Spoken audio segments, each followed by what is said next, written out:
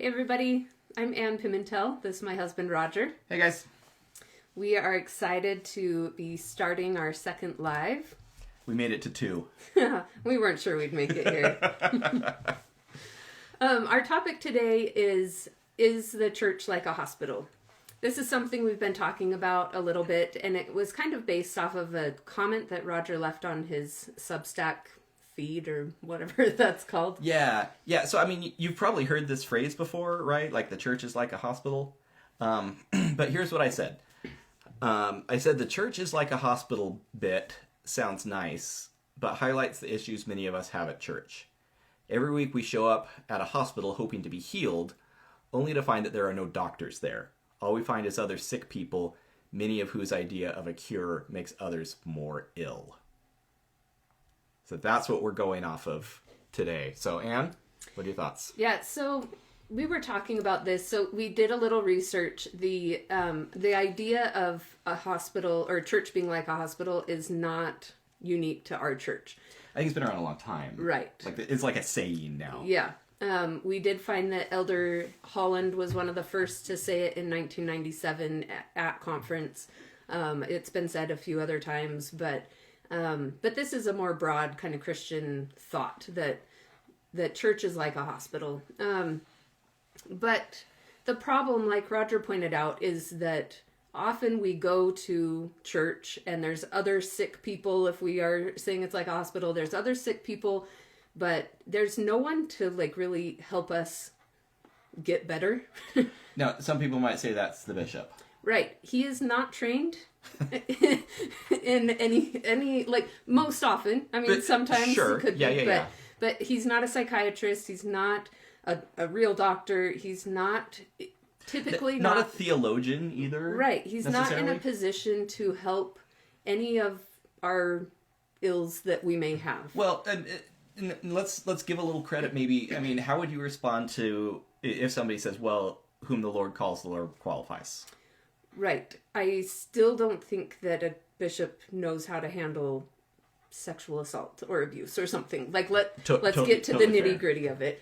I do think that they will have inspiration. They'll have the Spirit with them, and hopefully will be able to use resources that are made available to bishops when people are in need of help, of specific help. But I don't think that they even feel comfortable all the time counseling with people in ways that are truly meaningful and helpful.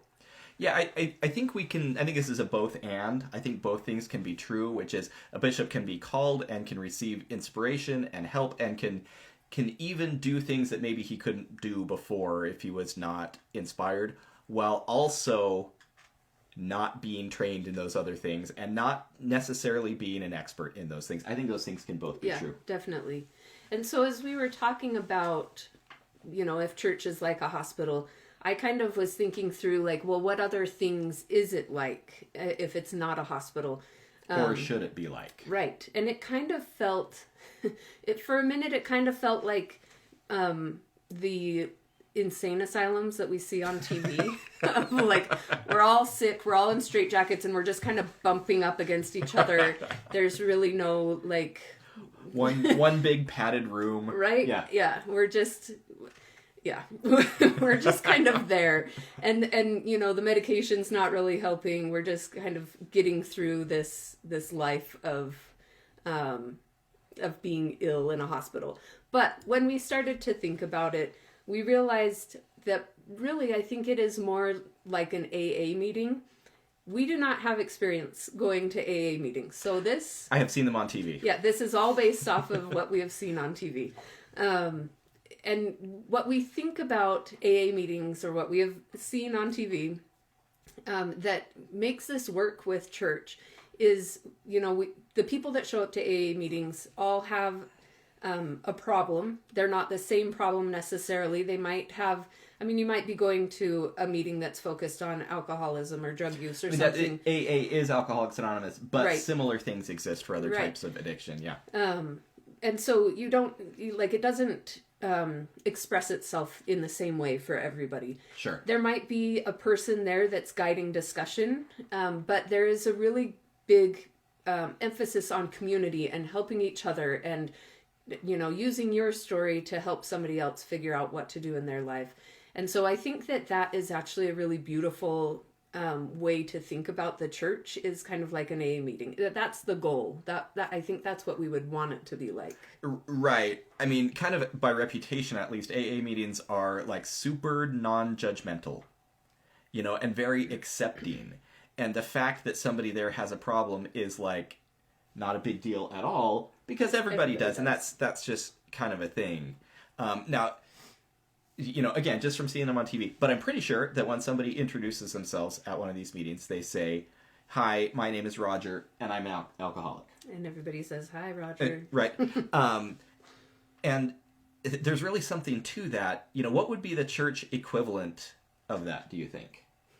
I have no idea. Which, it doesn't happen now. This would be like a theoretical, like, sort of thing. But, I mean, let's take it apart. They show up, and the first thing they do is be vulnerable.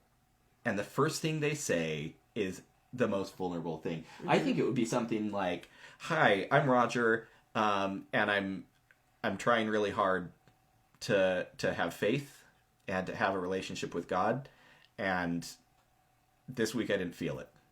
Yeah. Or something like that. And that's not what we do in, testimony meeting or in Sunday school or whatever. And I was just going to say, is this testimony meeting, like, would this be the best testimony meeting if people showed up and instead of giving their travel money or their, their stories, but instead they showed up and were vulnerable and said, "I really struggled this week to love my neighbor, or to, accept this person who's different, or whatever it is, or to pay my tithing, or to go to the temple," or, right. Whatever it is. I think that would be really beautiful to hear people be honest about the struggles that they're facing and talk through their process. I don't think that we get enough process of like, this is how I'm trying to fix it. And maybe that's the benefit of AA, is that you're in this small group and you're able to talk and have feedback or something. Right.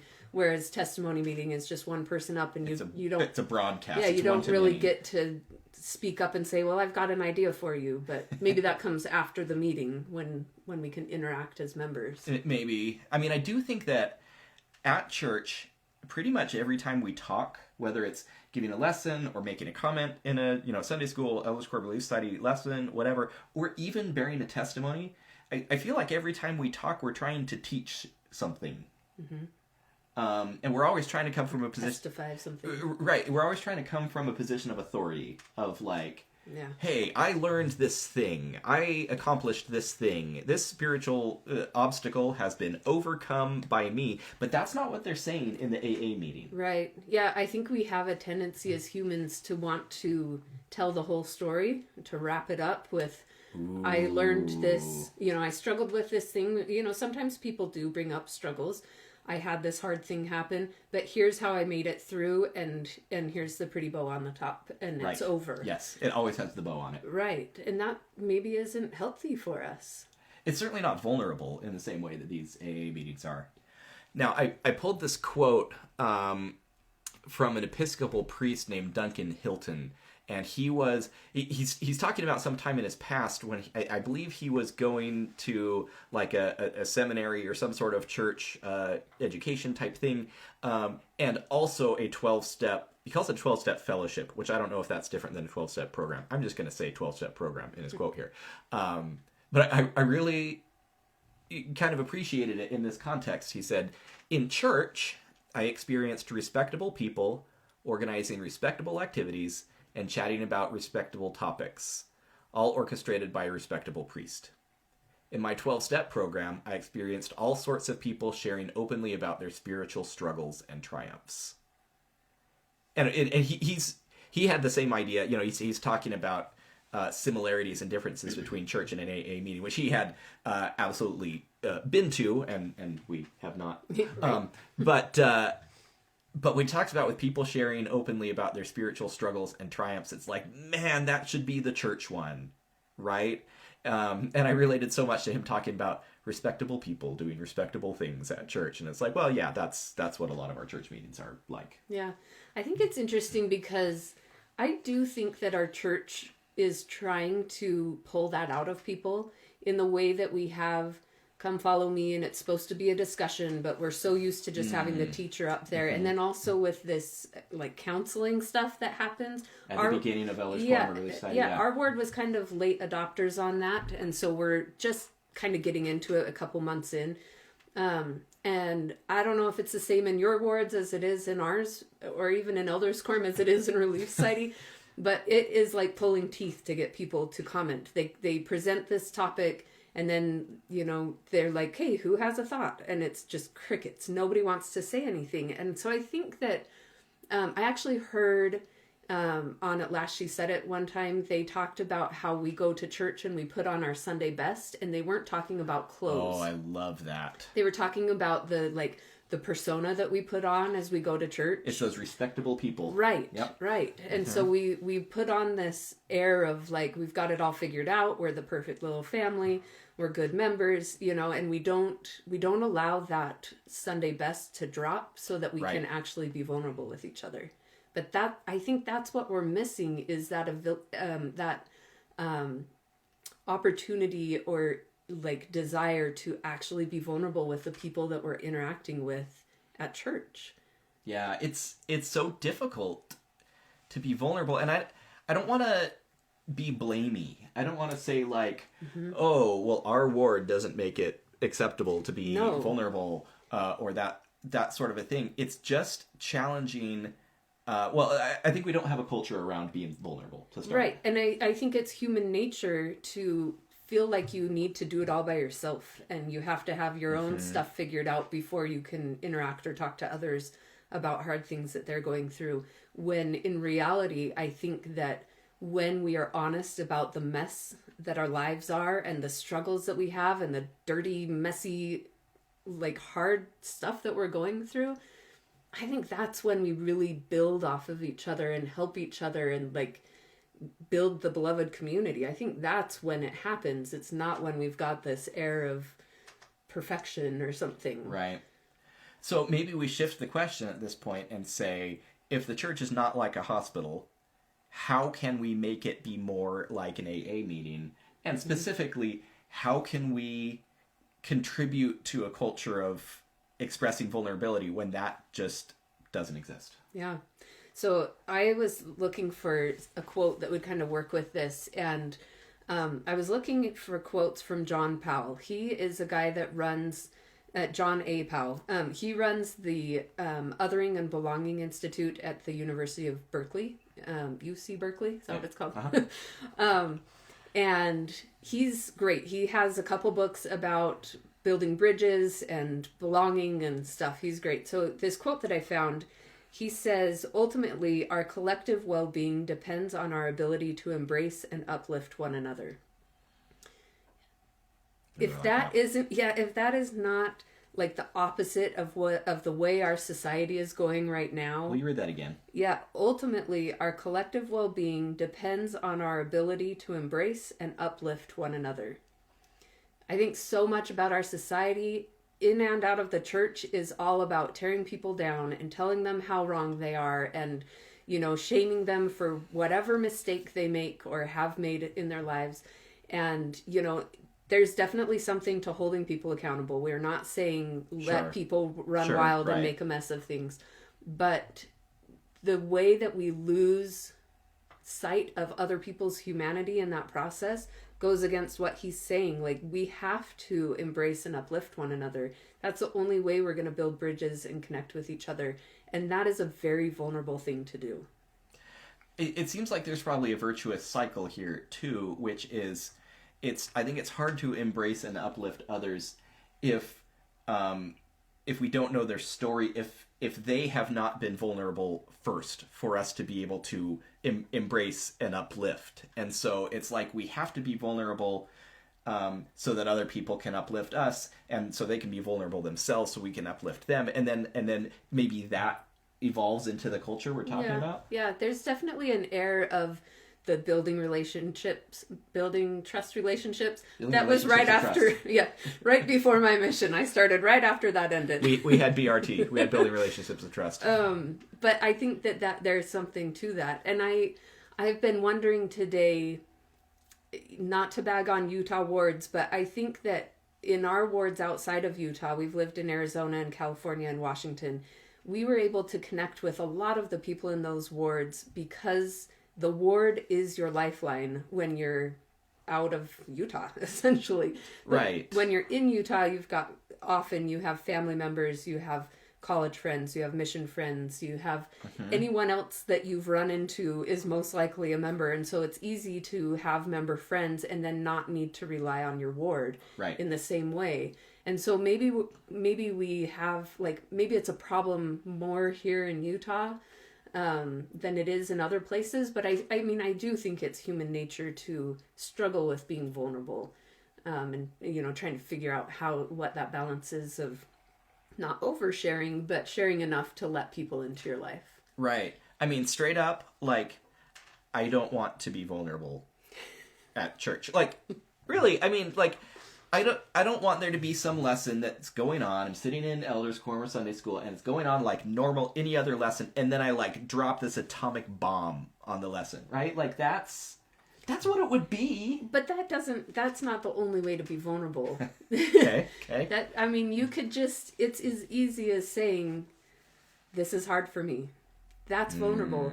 Or saying, I see it this way. Or, which we talked a lot about at our last video. But I don't think that vulnerability has to be that oversharing, dropping the bomb of all of your past things. It's not a confessional. Right. So there has to be a happy balance. And I mean, think about the people that you know best in your ward. Why do you like those people? Why do you know them the best? Because maybe you've gone out to lunch, you've gone on a walk, you've done some activity outside of church where you have built that relationship. Yeah, that's true. And so how can we bring that into church and build those relationships when we've only got really an hour in second hour, to talk to these people? Right. And even then, we're not talking the whole time, Yeah. Unless you're doing hallway church, which is also great. Well, and I'm the guy, and maybe I should be more outgoing or something. I'm the guy when the sacrament meeting ends, I stand up and I walk to elders quorum and I sit down and I'm the first person in elders quorum and several minutes go by before somebody else comes in because I didn't talk to anybody along the way. Right. And so in that case, I'm really just not building relationships with anybody. Well, and again, this is our church is an extroverted church, and this is a topic for another day. Yep. But this does require people to reach out and be more introverted when we are introverted people, and that is hard for us. That is really hard to do. Yeah. So we have to find other ways to do that somehow. Yep. I don't know. Ways that are more comfortable, I guess. Yep. So, I think that's about it for today. I think we decided that church is not like a hospital. Yes. Are there any comments or anything that we need to let's take a look. Look at? I don't know how to tell. There we go. They would just show up. I'm not seeing anything here. Feel free to drop a comment if we get it in this last minute or two, or a question. We'll see if we can get it included. But here we go. Would vulnerability be more regular if we could choose which congregation we attend regardless of geographical boundaries? I love this question so much. And we've absolutely talked about this before. This should be a whole separate video. I do think that if I was surrounded by people that I trusted as being like-minded with me, that I would absolutely be more vulnerable. Do you agree? Yes, it would be easier, but would it be as beneficial for our growth? Yep. I think that's the question that we have to balance out with, because I think there is a huge impact of bumping up against people that are different than you and that you struggle with, because they help you as you hit people like rocks in water. They help smooth off the bumpy edges. And so obviously, yes, it would be better, easier, I guess, to be vulnerable in a place with like-minded people where you could, not have to worry about certain things coming into the conversation. But could we grow in the same way? I don't know. Yeah, I don't know. I love the question, by the way. And it's something we've talked about along with a favorite topic of mine: should we have paid professional preachers? That's for another day. We do have another question here. How do you help to build a culture of trust when each generation, boomers versus millennials, has different expectations of leaders. You want to start us off on that one? Oh my gosh, I need to lay down for a minute. Well, and so it may be trying to clarify the question here a little bit. Has different expectations of leaders. That could be general church leaders, or that could be the bishop, right? Yeah. Local leaders, or even a Relief Society president, or Elders Quorum president.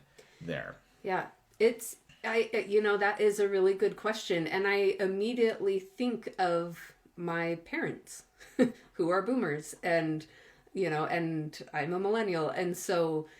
How do we have those interactions? And it is hard because I think a lot of families are being kind of torn apart right now because of the differences that we have generationally. But I think that is because we don't know how to converse with people very well. We're losing the art of conversation and giving people grace, which is another topic that we want to talk about sometime. Yeah. So there has to be an amount of grace as you're interacting with a generation that is different than yours. When they have different experiences, they have different reasons for why they are thinking about something the way they are, and we have reasons for why we're thinking the way we are. And so there has to be some grace given both to ourselves and to them as we work in that tricky situation, because that is hard. Right. I love that, because it's so easy to just say, well, that person is wrong. They're so out of touch. And it requires so much more grace and so much more effort, frankly, to say, I understand that based on their base of experiences in their life, that's what they believe and that's where they come from. Yeah. And based on my set of experiences, I believe something else and I see it in a different way. That's really hard. Yeah. It requires a lot more mental exertion to get there. Yeah, and faith stages come into this a lot. For sure. And there's a lot that this is not a black and white answer or question. There's a lot of factors that play into it. But yeah, I think that there has to be some understanding of they are more than just this decision that they're making right now, or the way that they're expressing their decision, but there's something more going on here. Yeah. Well, we got some applause emojis from Ben who asked the question, so we must have gotten close. I don't know. Okay, so last call for questions. Really fun conversation today. Yeah. Church, probably not like a hospital or like some weird hospital that has no doctors. But I love this AA meeting analogy. I love the idea, of course, of bringing vulnerability to church and making this a place where we can uplift each other. Yeah, maybe we should all go to Fast and Testimony meeting, which I think is this next Sunday for most wards because of General Conference happening. Right. And we should just go up and say, hey, I'm Ann. This is what I struggle with. And just see what happens. What happens. Talk about dropping a bomb on sacrament meeting. Woo! Yeah, we'll just... And not to make a mockery at all of AA meetings. Like, that is such a sacred space, and I think they're so important. Absolutely. And we want to take what they are doing and apply it in our lives, because there is some real gold and beauty that happens in AA meetings, from what I can tell from TV. From TV, absolutely. But yeah, if you want to make your bishop sweat, then go ahead and go get up there, testimony meeting, and start it off that way. Yep. Okay, I think that's it. Until next time, thank you all for joining and for asking questions and making comments. Makes us feel really good. Yep, thanks for being here. See you guys next time.